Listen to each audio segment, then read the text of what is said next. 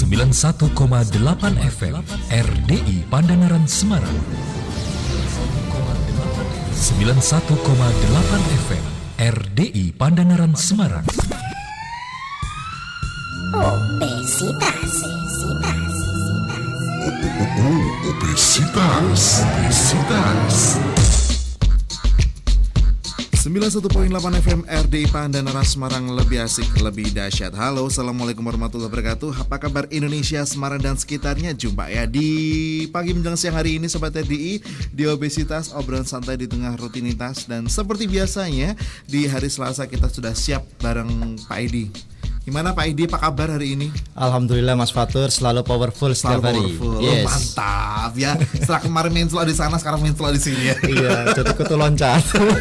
Nanti kita bakal bahas tentang kemarin ya Pak ya. Yes, melanjutkan yang kemarin Mas Fatur. 8 kandungan kekayaan ya. Tapi nanti Sobat RDI santai aja, yang pengen bertanya juga boleh di 0817333918 dan juga di 0247455918. Yang pasti sampai nanti jam 11 siang aja, jangan kemana-mana. RDI lebih asik, lebih dahsyat. Obesitas.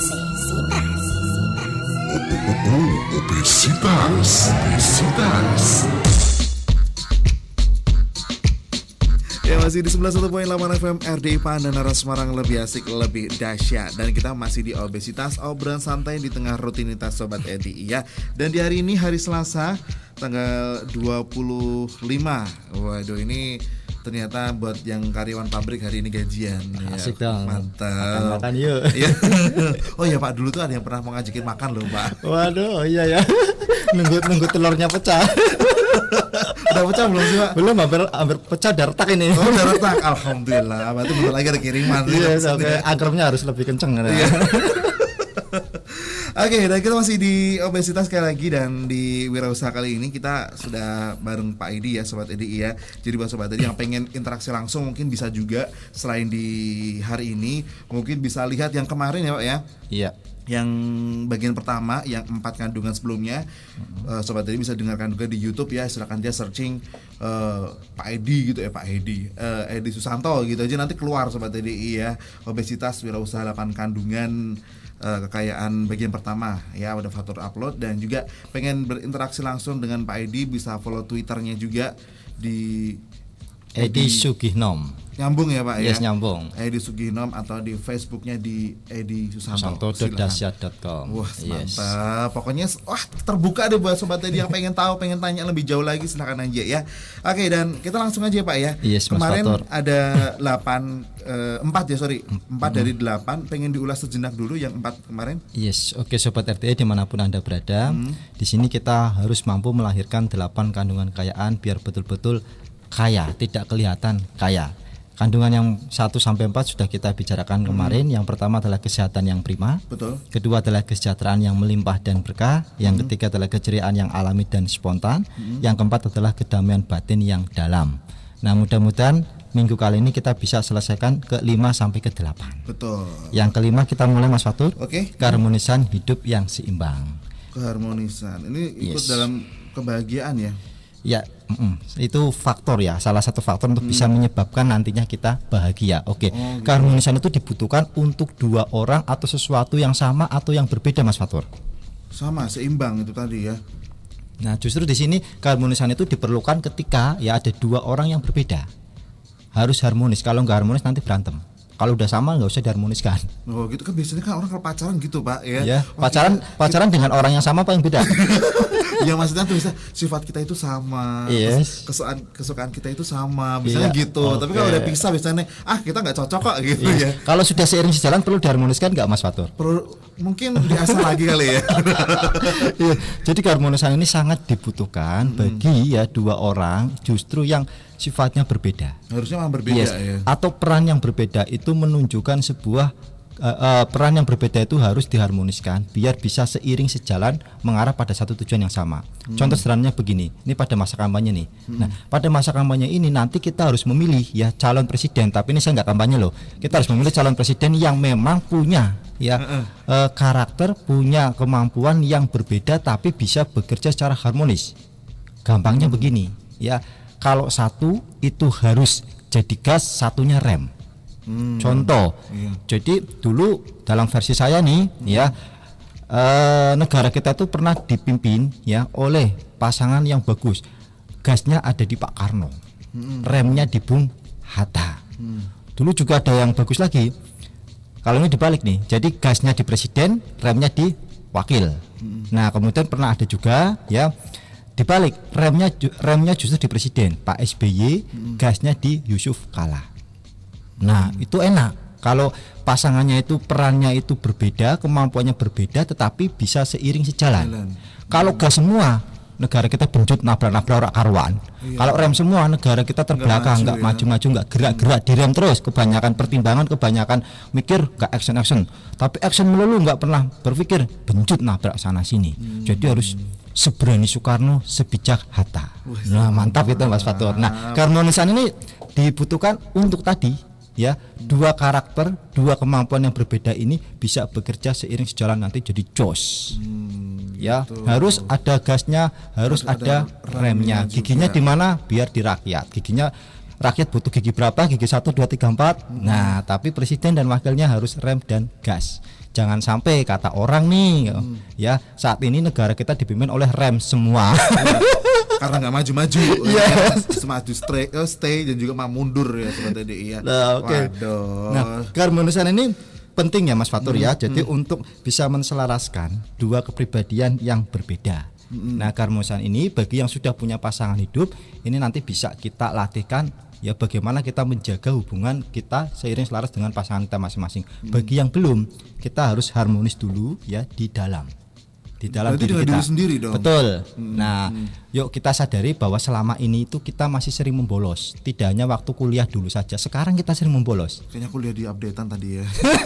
Maksudnya membolos bagaimana Pak? Sekarang gini ya, sering aktivitas tubuh kita misalkan sedang menghadiri rapat, sedang ngikutin kuliah, tapi pikirannya nggak ada di situ. Pikirannya di pasar jual. Pikirannya nggak ikut hadir. Nah itu kan bolos berarti. Oh gitu. Berarti nggak bisa konsen di satu itu. Yes, berarti antara aktivitas fisik kita dengan pikiran kita itu nggak harmonis. Makanya kita jarang bisa spontan, bisa ceria. Anak kecil kalau memang dia fisiknya, tangannya, kakinya main mobil-mobilan, pikirannya juga di mobil-mobilan, sehingga bisa spontan, bisa ceria banget. Kita enggak. Banyak orang yang mengatakan ojo ngalamun bae to, katakan ngerjain apa gitu ya, sampai salah gitu kan, karena mikir ke tempat sana nggak tahu kemana gitu, yang dikerjain apa, yang dipikir apa, makanya jadi seperti itu. Banyak ya orang yang Pak Edi pernah Oh sering. Tapi segera sadar gitu. Oh kita aku lagi apa gitu kan. Kan kepikiran entah mungkin ada keluarga yang sakit atau apa, kita pikirannya ke sana, tapi pada kita lagi aktivitas harus menuntaskan pekerjaan kita seperti itu ya. Berarti itu belum sinkron, belum seimbang. Nah, harmonis penting di sini ya. Jadi di dalam itu kita harus bisa menselaraskan antara fisik kita, pikiran kita dengan jiwa kita. Nah, kemudian secara eksternal nih ya, dengan pasangan hidup kita, ya, dengan tetangga kita, dengan teman kita harus memiliki rasa toleransi yang tinggi. Ya, jadi toleransi itu dasarnya adalah melihat persamaan di dalam perbedaan. Bagaimana kita bisa ya hidup rukun dengan tetangga yang agamanya beda dengan kita? Bagaimana kita bisa hidup rukun dengan teman yang etnisnya beda? Nah, kita harus lihat sebuah persamaan. Nah, persamaan itu biasanya kita bisa lihat dalam level yang lebih tinggi lagi. Kalau misalkan begini, agama itu bisa menyatukan ya etnis yang berbeda. Misalkan orang Cina sama orang Jawa bisa berumah tangga karena agamanya sama. Ya toh? Nah, tapi juga bisa dibalik ya. Agama yang berbeda itu bisa disatukan oleh kebangsaan yang sama. Iya. Misalkan agamanya Islam, Kristen, Hindu, Buddha, ketika tim sepak bola kita main udah dukung bareng. Ya mereka udah jadi satu. Jadi satu. Karena kebangsaan tadi. Nah, dibalik pun sama aja sebenarnya ya Pak. Iya betul. Jadi kalau agamanya beda, lihat bangsanya sama. Kalau bangsanya beda, itu agama pun bisa menyatukan bangsa yang beda. Bule sama Jawa bisa menikah karena agamanya sama. Nah, kalau beda semua, apa yang bisa menyatukan? Agamanya beda, bangsanya beda, etnisnya beda. Biar bisa bersatu, yang menyatukan apa? Mungkin bahasanya sama Pak. Yang menyatukan adalah kemanusiaannya. Sama-sama makhluk Tuhan, ya, sama-sama makhluk Tuhan. Nah, ini kalau kita bisa lihat ya, setiap persamaan dari perbedaan yang ada, kita bisa harmonis dengan yang lain gitu. Sehingga keharmonisan tadi Mas Fatur sobat RDI itu kita harus memiliki pandangan yang luas, kemudian hati yang penuh welas asih dan mampu merangkai perbedaan menjadi sebuah musik. Jadi kalau kita lihat Islam, Kristen, Hindu, Buddha, Jawa, Bugis, apalagi ini ada Konghucu, ada yang beda-beda lagi apa ini? ada Batak lah, ada Batak apa, dan ada- sebagainya. Itu kita lihat itu sebagai sebuah rangkaian nada. Ada kunci G, kunci C, kunci apalagi Mas Fatur. Nah itu tuh kita lihat sebagai sebuah nada. Kalau kita bisa merangkainya itu nanti menjadi sebuah musik yang asik. Bener banget. Yes. Jadi jangan merasa nada C itu lebih baik daripada nada G, nggak bisa. Ya itu ini memang sudah menjadi kehendak Tuhan bahwa agama itu dibikin beda, suku bangsa dibikin beda, ya jenis kelamin dibikin beda. Nah nanti Itu kalau kalau kabeh mosok Pak. Malah medeni ora dadi Pak nek. nah, iya. Nah kalau kita bisa rangkainya menjadi sebuah musik yang asik sekali, ya. Nah, Tadi apa namanya ada pandangan yang luas juga welas asih, satu orangnya lagi tadi mampu merangkai perbedaan. mampu Merangkai merangkai perbedaan. Nah, perbedaan ini tadi ya Pak ya. Yes. Yang justru dari perbedaan menjadi satu tujuan tadi Sobat Edi. Yang pengen bertanya boleh silakan aja Sobat Edi. Iya. Waduh, kok cepat sekali ya. Udah 23 menit ternyata. Baru satu ya. Ini aja belum lengkap. Gas terus dari tadi. Belum direm-rem ya. Direm dulu aja. Belum direm dulu aja ya Sobat Edi. Yang pengen bertanya boleh silakan lewat on air juga boleh di 0247455918 atau lewat SMS juga boleh di 0817333918, di Facebooknya RD juga boleh atau di Twitternya kita juga boleh. Jangan kemana-mana, tetap di sini di 91.8 FM. RDI lebih asik, lebih dahsyat.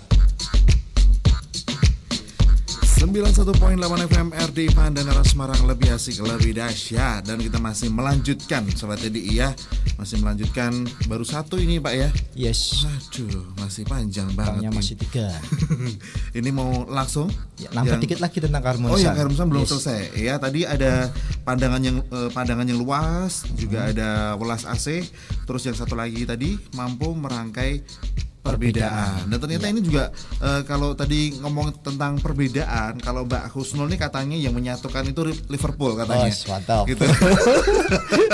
ayo teman kemana katanya gitu nih. Oh, dukungan mesti gitu. Oh, ternyata juga dari klub pun sebenarnya bisa mempersatukan juga ya. Yes, oke. Dari berbeda suku, ras, negara, bahasa, tapi ternyata sama-sama suka Liverpool, ternyata juga mungkin bisa bergabung dengan klubnya atau bisa lebih tahu tentang klubnya Iya. itu tadi. Bisa menyatukan tapi bisa juga memecah belah kalau dia terlalu eksklusif. Dalam arti eksklusifnya? Ya, satu contoh begini, ya. Jadi kalau agamanya sama, berbeda suku bangsa itu bisa bekerja sama, bisa menikah. Tapi kalau sudah terlalu eksklusif, terlalu fanatik terhadap agamanya, ya toh, sehingga dia melihat agama yang lain itu tidak benar. Nah, ini yang menyebabkan perpecahan. Padahal kayak bangsa kita ini kan bangsa yang majemuk. Iya. Ada berbagai etnis, ada berbagai agama. Bener banget. Oke, kalau kita mau fanatik, mau eksklusif itu di internal agama kita. Tapi kalau di luar itu harus harmonis dengan agama lain, dengan etnis lain, harus inklusif. Gitu. Sama semangat kedaerahan itu bagus. Saya cinta dengan Pemalang. Gitu kan. Tujukan ke internal Pemalang, tapi kalau sudah berurusan dengan Pati, dengan Jeporo, dengan Papua, ya sudah tunjukkan keindonesiaan. Tapi kalau orang yang, ya maaf nih kalau kita udah, waduh jangan berbau sara nanti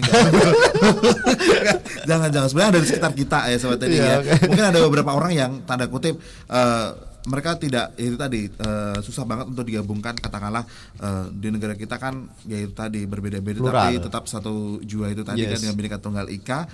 Ya ada yang katakanlah besok ada Paskah ini, ada Paskah.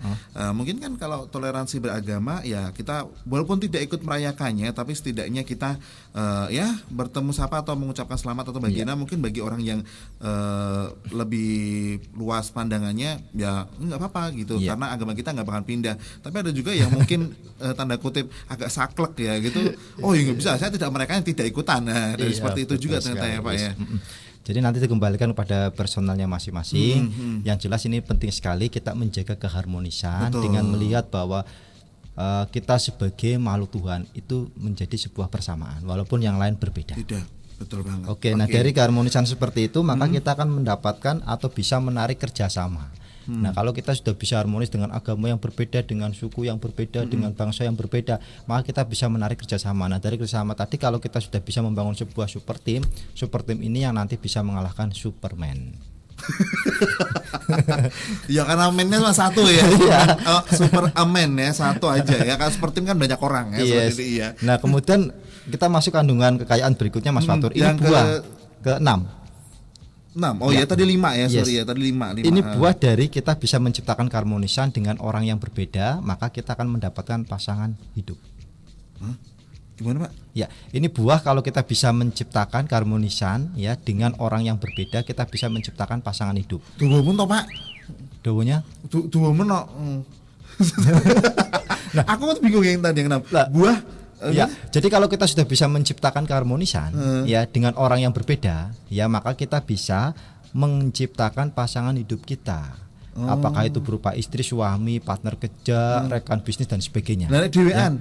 Kalau dewe kan, ya berarti kita harus harmonis dengan diri kita sendiri. Oh, itu tadi harus Yes. seimbang itu tadi ya. Betul, harus seimbang antara aktivitas tubuh, pikiran dan jiwa. Ya, orang gila itu kan aktivitasnya sudah nggak imbang lagi tuh. Dia seimbang Pak dengan dirinya sendiri, Pak. Yes. Nah, pasangan hidup ini istilahnya kalau dalam bahasa Jawa itu garwo. Garwo itu singkatan dari apa Mas Fatur? Enggak tahu, Pak. Suami istri mungkin. Aja tak bahasa Jawa, Pak. Oh, bukan orang Jawa ya. Iki Jawa orang udang Jawa aku kira, Pak.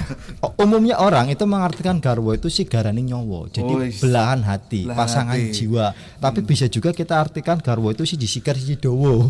Apa, Pak? Oh iya benar. Ini siji sigar siji dowo itu tidak hanya mengacu pada organ fisiknya, tapi bisa mengacu organ dalamnya. Jadi siji sigar siji dowo artinya apa? Satu terbelah, satunya lagi panjang.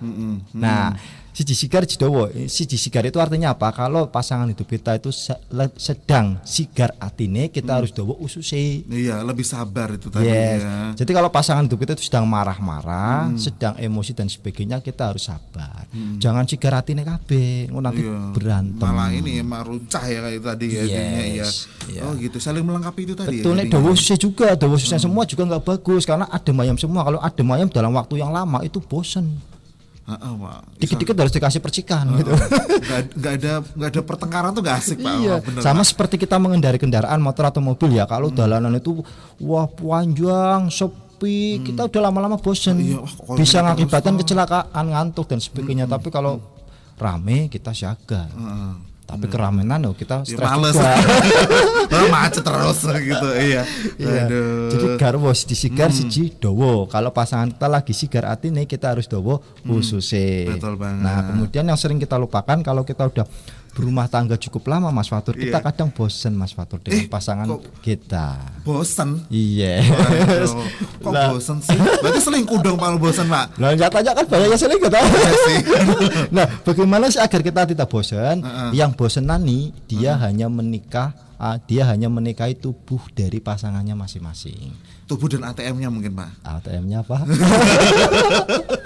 Dan ATM-nya, tubuh dan ATM-nya. gitu. Kemarin saya dengar itu gosip selebritis ada yang mengatakan begini, saya cari suami itu bukan laki-laki yang banyak omong, tapi apa? Banyak transfer. Ah, itu dia ATM-nya dong, Pak. Waduh. Nah, tapi kalau kerja yang nanti kalau udah penyiar guru ya. Kalau transfernya udah habis gimana coba? Tinggal dong. Iya, berarti cari yang banyak transfer lagi. Aduh, bahaya. Nah, ini resep biar nggak bosan, tapi sebenarnya resep ini tidak cocok kalau saya mengeluarkan karena saya rumah tangga itu ya baru hampir 10 tahun. Tapi ini suwe toh, resep Pak. tapi resep ini saya terima dari mereka-mereka yang sudah rumah tangganya itu lama sampai ulang tahun emas dan sebagainya. Wah, ulang tahun emas. Waduh, Yes, itu sudah 50 tahun. 50 tahun dong. Yes. Lama Jadi banget kalau ya. pengen awet ya Anda itu menikah tidak hanya dengan fisik pasangan Anda tapi juga dengan jiwanya. Kenapa? Karena begini ya. Kenapa laki-laki itu ya kadang memilih ya atau punya istri yang lebih muda lagi. Nah, ada kata-kata yang menggelitik begini katanya dengan istri muda. Kalau peribahasanya kan gini Mas Fatur, sepandai-pandainya kita menyimpan bangkai, akhirnya tercium juga. tercium juga. Ini di apa plesetan begini, sepandai-pandainya suami menyimpan istri muda, Suatu saat ketahuan juga. bukan, Oh, lah, Pak. akhirnya tua juga. Oh ya, iya lah, Pak. Namanya istri muda tapi umur nggak bisa Ya, ada tua dipungkiri. juga, ya. Tua aja ya. Nah, Benar-benar. kenapa kok kadang ada ada laki-laki ya bisa dikatakan dalam tanda kutip tidak bertanggung jawab ya, itu punya istri muda. Kenapa? Karena laki-laki itu memang lebih suka ya, laki-laki itu stabil, suka dengan yang muda, padahal kan istrinya pasti semakin tua. Nah, kalau menikah dengan fisiknya saja itu nanti bisa terjadi kasus-kasus seperti itu. Tapi kalau menikah dengan jiwanya, yo ini bagi para istri selalu remajakan sikap Anda. Oh, sikapnya Yes. selalu mudahkan sikap. Iya, Sobat jadi Anda. kalau sikap itu kan bisa diremajakan. Tapi kalau namanya budi nggak bisa, mau operasi plastik tetembungnya pun tetap Iya, tetap aja tetap seperti orang nanti bisa. jadinya. Yes, tapi kalau sikap itu bisa diremajakan. Ya, coba Anda mungkin niru sikap-sikap yang memang ya selalu fresh ya, selalu good service dan sebagainya ya. Atau mungkin sering Anda atau beberapa kali memberikan sebuah kejutan. Ya, jadi itu diremajakan sikapnya karena biar kita nggak bosan, kita tidak hanya menikah dengan tubuhnya tetapi dengan jiwanya juga. Ya, dengan pikirannya, dengan perasaannya, ya nanti pandangan hidupnya. Ya, itu yang kaitannya dengan pasangan hidup. Nah, kemudian Februari kemarin tanggal 15 itu saya banyak membaca status di Facebook Mas Fatur. Itu orang ada yang sangat anti dengan Valentine. Ya toh? Nah, sebenarnya yang Pak Edi bagaimana? Oke. Pak Edi bagaimana? Oke, jadi begini Mas ya. Jadi dijawab kalau sih, Pak? namanya ungkapan kasih sayang ya itu sebuah bukti bahwa jiwa kita masih hidup. Jadi kasih sayang itu sebenarnya adalah nutrisi bagi jiwa kita. Jiwa yang sudah mati itu nggak perlu kasih sayang. Nah, yang ditentang adalah, yang tidak boleh terjadi adalah pengekspresian kasih sayang tadi. Kalau kasih sayang tersebut diekspresikan pada orang yang tepat, pada tempat yang tepat, dan pada waktu yang tepat, jiwanya bisa tumbuh berkembang dengan baik. Semakin berharmonis. Yes, masalahnya itu kadang pengekspresiannya bukan pada orang yang tepat, bukan pada tempat yang tepat, bukan pada waktu yang tepat. Contohnya Pak, Anda kalau mau mengekspresikan kasih sayang sama suami atau istri Anda, tempatnya di mana? Di kamar pribadi, jangan di tempat umum. Waktunya apa? Nunggu anak-anak tidur. Nah, itu kan jos Mas. Iya, mungkin bisa ngobrol-ngobrol, makan malam bareng berdua. Nah, bisa seperti itu. Nah, gitu. Sekarang ekspresi yang nggak benar itu begini, ya. Anda ekspresikan pada orang yang belum tentu itu nanti jadi pasangan Anda.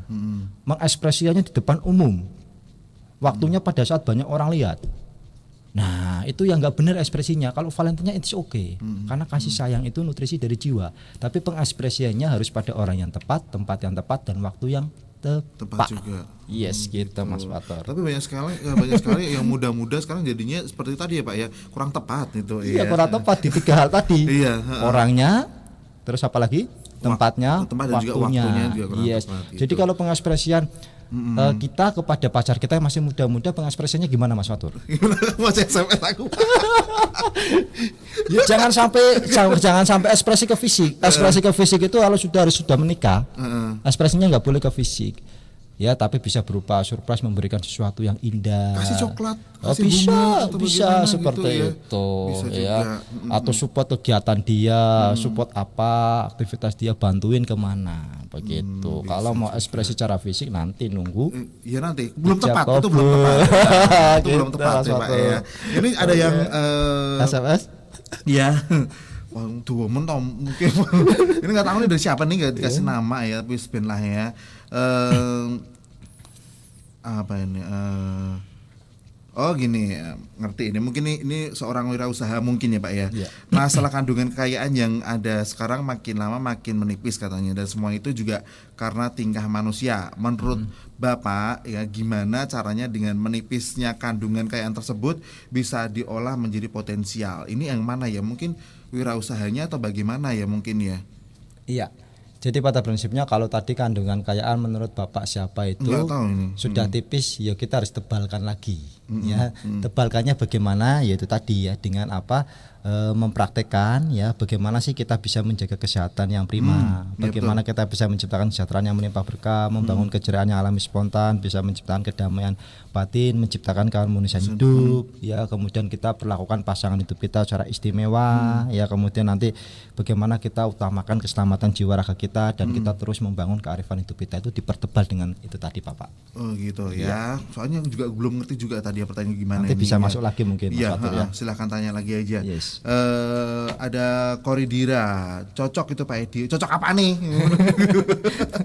Terus juga ada ini Nur Aida di Jepara. Waduh, aku kena. Aku tahu yang mana itu. Iya, tadi loh Pak. Yang mungkin karena fisik atau karena apa itu tadi loh Pak ya. Gitu. Terus ada dari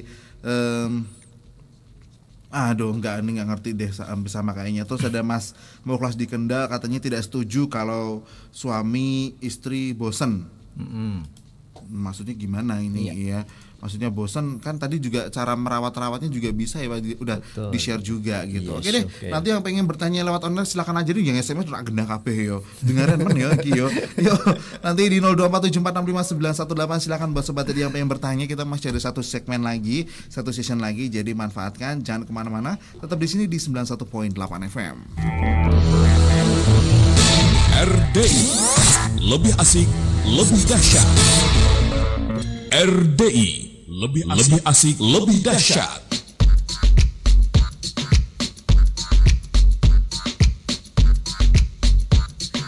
Masih di 91.8 FM RDI Pandanaran Semarang, lebih asik lebih dahsyat. Dan masih bareng Pak Edi juga ya. Buat sobat Edi yang punya Twitter bisa follow Twitternya Pak Edi juga di Edi Sugenom. Nyambung ya sobat Edi ya, @Edi Sugenom.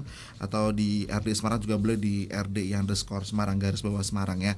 Dan tadi Pak Edi tadi masih agak sedikit kurang nyaman nih ya dengan mungkin tadi Pak Edi bilang masih setengah atau belum penuh untuk mendengarkannya ya.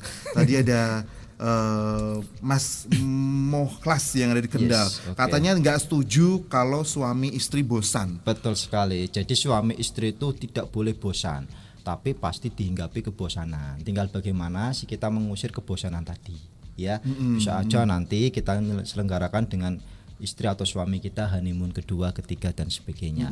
Kita coba sesekali itu tidak rutin melakukan hal yang sama, mengerjakan hal sama. Kita mengerjakan sesuatu yang baru. Itu cara untuk menjaga agar suami istri itu tidak bosan. Salah satu contohnya ya tadi honeymoon atau bulan madu lagi. Betul gitu ya sekali. Anak-anaknya dititipin dulu deh ke yangnya gitu. Handphone kedua-duanya dimatiin. Waduh, cari ke tempat yang terpencil bisa teriak.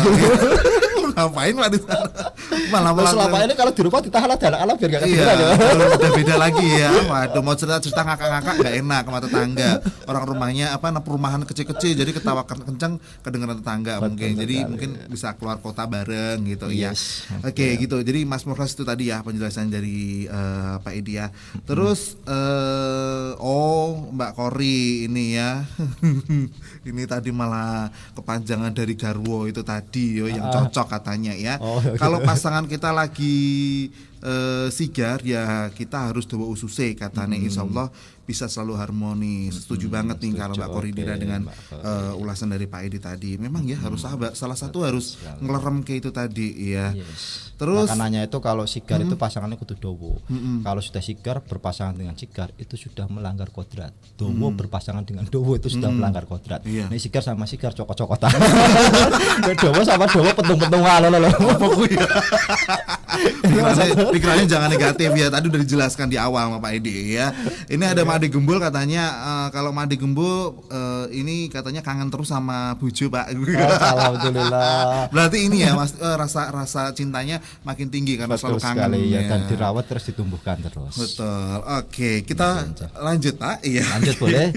Nah, sebelum ketujuh sedikit. Nah, ini kalau sudah menikah itu nanti ini tujuannya itu untuk bisa menciptakan sebuah sinergi ya. Sinergi itu begini ya. Jadi kedua orang yang bisa jadi ini suami istri itu dari latar belakang keluarga yang berbeda, kemudian dari strata ekonomi bisa berbeda juga, tapi bisa bersinergi sehingga bisa menghasilkan sambal. Jadi sambal itu merupakan buah dari tumbukan terasi, garam, gula, asam, lombok, terus apalagi kacang.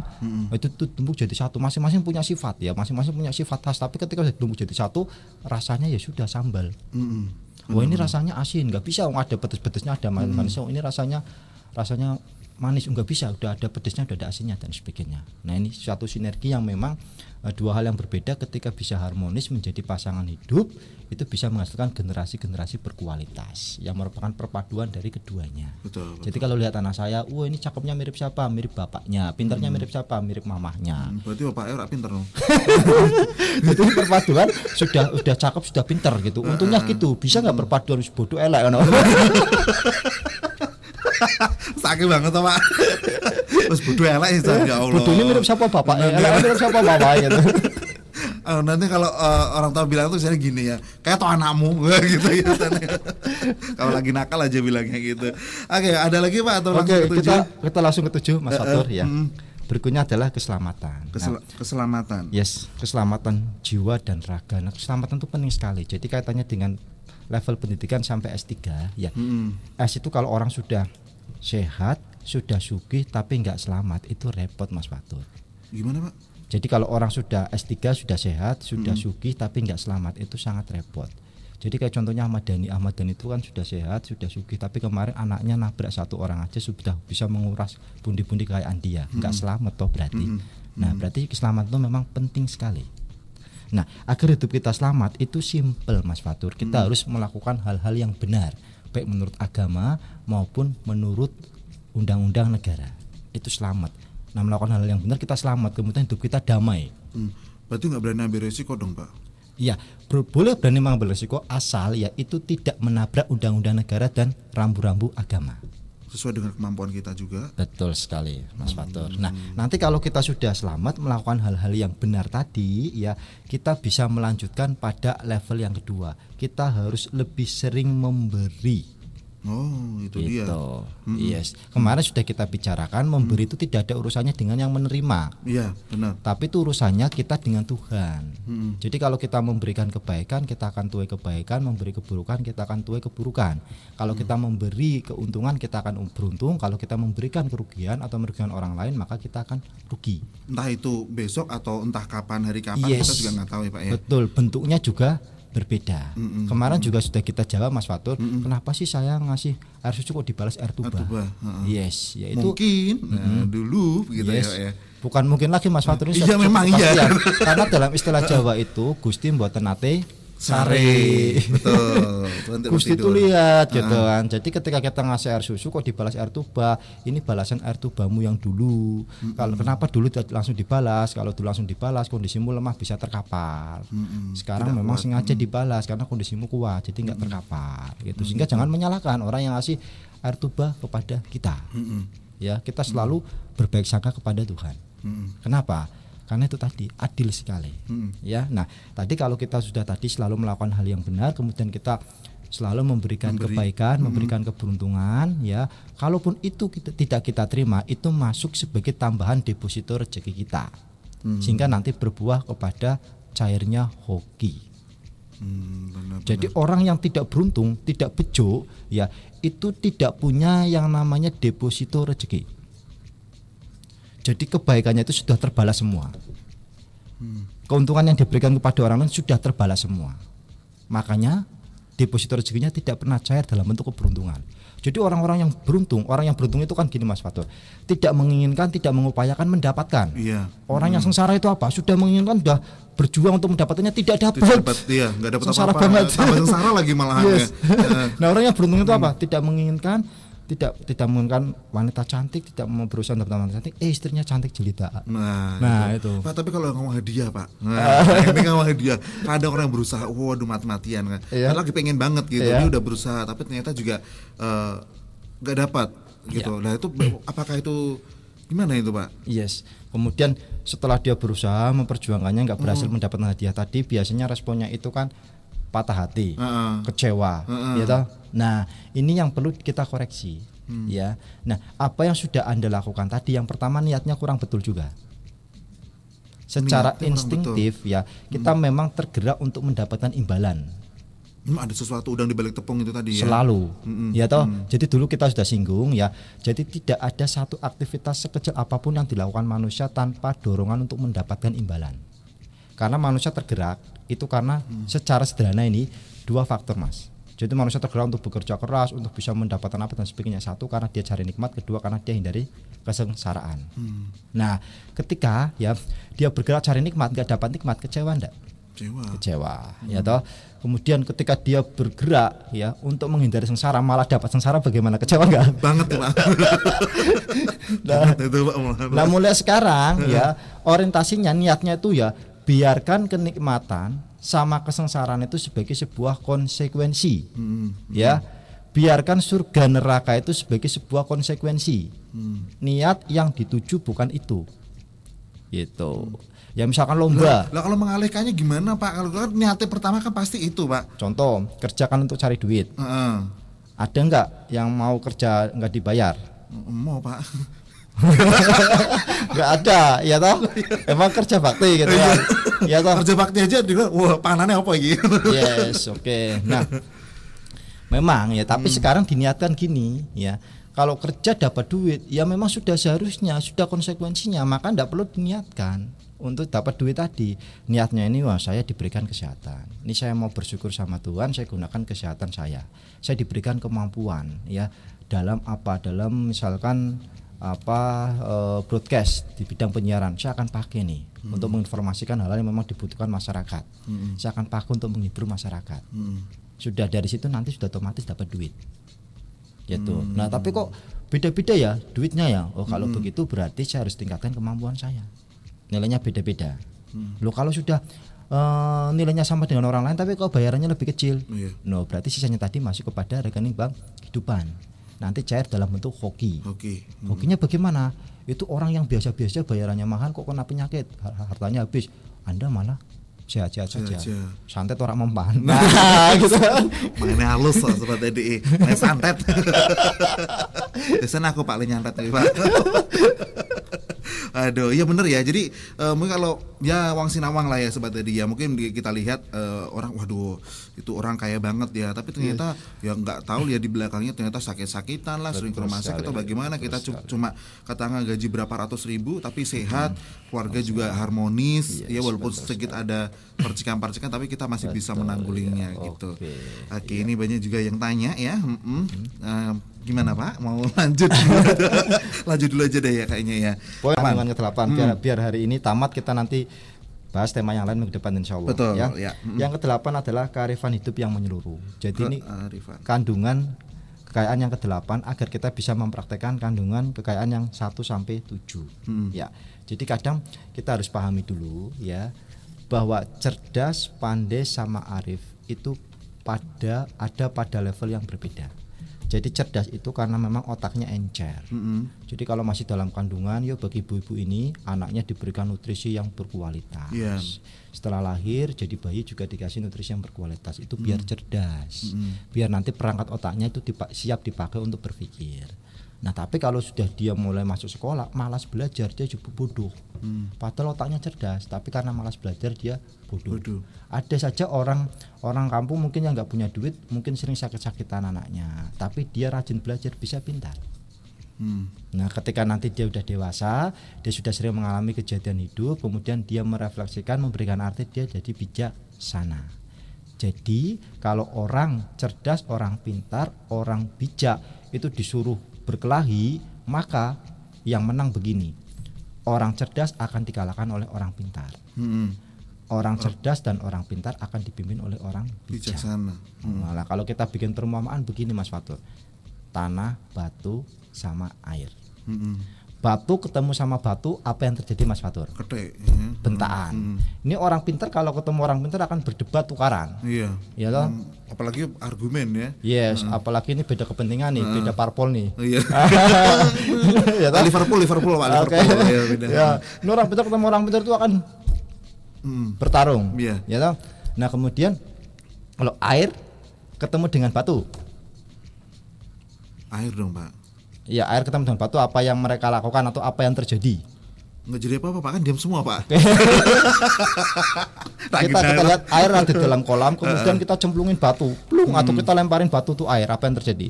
Akan apa istilahnya ya Pak ya? Meluber apa ya Pak? Yes. Batunya akan dipeluk sama air. Kok dipeluk sih Pak? Iya kan? Kan tenggelam Pak. Iya, batunya kan masuk ke dalam air toh, tidak di atas permukaan air tapi ke dalam air toh. Batunya batu apung Pak. Iya, batu apa ini kita belusukan gitu. Artinya batu itu kan ada di dalam air, ya toh, dipeluk. Itu ceritanya ngeyel, Pak. Yes, oke, dipeluk. Nah, artinya gini, orang pintar ketemu sama orang bijak, dia ngajak debat. Si Arif ini tidak melayaninya, tapi mampu merangkul dia, mampu memeluk dia, sehingga si pintar ini akhirnya dia merasa nyaman dengan orang bijak. Tidak merasa didebat, tidak merasa dilawan, tapi dia merasa mendapatkan seorang sahabat. Nah, air dicampur dengan air ketemu dengan air, apa yang terjadi Mas Fatur? Bercampur air Pak. Yes, berpelukan. Nah, jadi kalau orang bijak ketemu sama orang bijak itu berpelukan walaupun agamanya beda, suku bangsanya beda, itu mereka kan berpelukan. Kalau jenis kelaminnya beda tidak berpelukan walaupun bijaksana. Sifatnya Yes, bijaksana tadi. itu berpelukan. Ya. Nah, kemudian jadi air tadi itu simbol dari orang yang arif bijaksana. Batu simbol dari orang yang pintar atau cerdas. Kemudian tanah itu simbol dari orang yang bodoh. Jadi kalau tanah ketemu dengan batu apa yang terjadi? Tanahnya becek berhamburan. Ya. Jadi kalau orang bodoh ketemu orang pintar itu dia kali. Sampai hancur dia biasanya kali. memang seperti itu Pak. Nah, tapi kalau tanah ketemu dengan air, dia akan digemburin, dicerahkan, disadarkan, dipintarkan. Jadi gembur tanahnya tadi. Nah, itu sebuah perumpamaan ya. Kalau orang arif ketemu orang arif, dia akan saling berpelukan. Orang arif ketemu dengan orang pintar, maka si arif tadi akan memeluk si pintar. Tapi kalau orang pintar tadi, ya, terutama pintarnya nggak berhati nurani, tapi nggak boleh disingkat, ketemu sama orang bodoh, akan dia kali. Juga mau disingkat ya Pak. Soalnya dengar ekonomi ini Pak. Ya, tadi ya. Jadi dari cerdas, pintar dan juga bijaksana. Yang tadi ya urutannya seperti itu ya Pak ya. Betul sekali. Oke, dan ini juga ada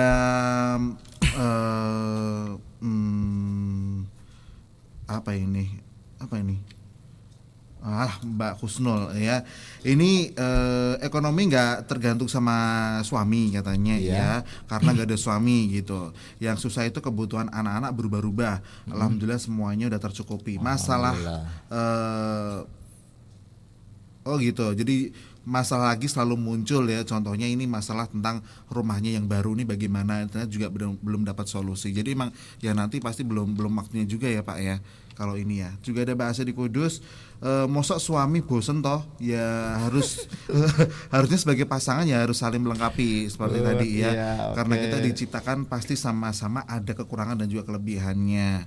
Dan manusia nggak ada yang sempurna. Kalau lihat ke atas terus katanya nggak ada habisnya ya. Oke, terus juga ada Mas Muklas tadi yang di Kendal, katanya lebih lama rumah tangga, katanya malah tanduk. Apa nih? Kalau satu istri cukup, dua kurang, tiga kurang. Masih continue ya. Soalnya seperti Pak Edi bilang ya, kalau pengen nambah, kata anak pengen nambah istri lagi, sing cinta gesek ya, biar habis dulu ya. Selesaikan sama yang lama baru memulai baru yang baru gitu kalau ya. belum selesai jangan buat yang baru. Kadung mati saya Pak. Oke, bojoku ora mati-mati lagi. Itu ngonelek banget. Terus juga ada Mas Roy di Wonowoso ya. Kalau bapaknya hidungnya mancung, ibunya juga mancung, kok anaknya hidungnya pesek? Itu siapa Pak? Ayo. Turut tetangga. Itu tetangga katanya ya. Terus dari jauh ya Mas Roy ya. Juga ada Pak Kusnul ya. Berarti kalau pengen kaya katanya harus ngeyel. Iya. Kok harus ngeyel sih? Kalau pengen kaya berarti harus ngeyel. Apa kaitannya Pak? Ya, jadi begini ya.